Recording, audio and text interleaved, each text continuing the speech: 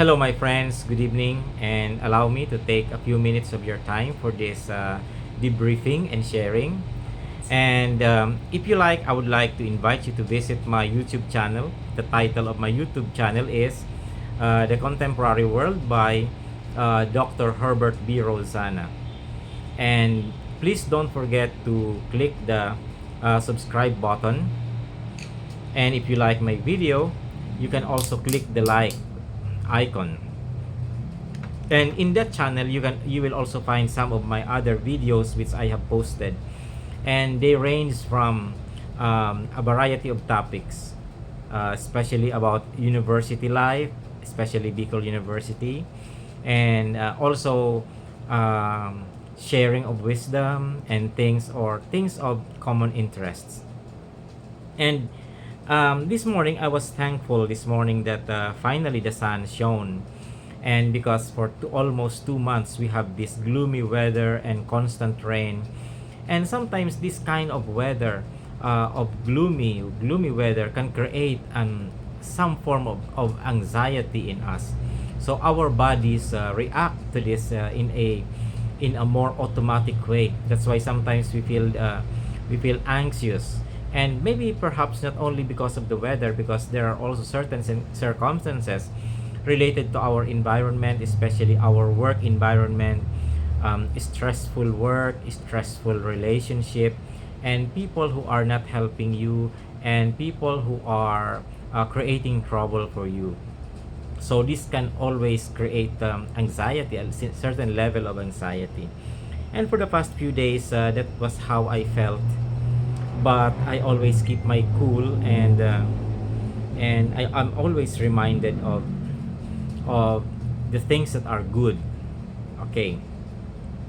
Now, in trying to alleviate my anxiety, to try to alleviate my the gloomy feeling because of the weather, I was reminded of a saying from the writings of Saint Teresa of Avila.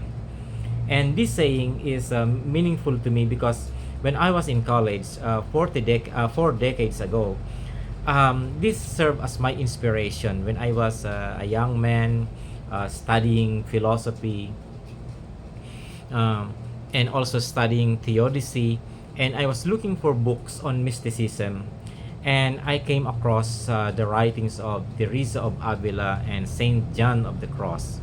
And Teresa of Avila is a prolific writer because she is also a mystic. She was a medieval nun who tried to reform the Carmelite order. And he was famous for her spirituality and for her tenacious spirit that enabled her to reform some of the Carmelite convents at the time. And I would like to share with you this saying, and it goes this way. She said, "Let nothing disturb you, nothing frighten you. All things pass away. God does not change. Patience achieves everything." And I think this is just really a very profound words. I was impressed, especially by the first line, which says, "Let nothing disturb you, nothing frighten you." And I remember also the gospel, the words of Jesus in the gospel, wherein Jesus was talking to his disciples and he said, "How much does a bird sold in the market cost?" And they said, "One farthing." And Jesus said, "If the bird which is of lower value is loved by God, because according to Christ, not even one bird fall into the ground without God's permission. So therefore, if God cares about those little birds, how much does God care for us human beings? Because we are more valuable, we are more important than those little birds." And I think these are things that we need to think about when we are assailed by fear, or when we are assailed by insecurities. It's normal to feel anxious.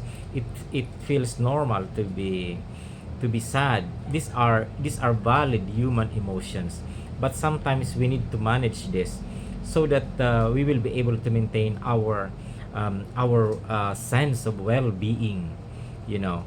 And this say our practice of spirituality will really help us to manage our lives, to make us better persons, to help us transcend and traverse the anxiety, the tests of life.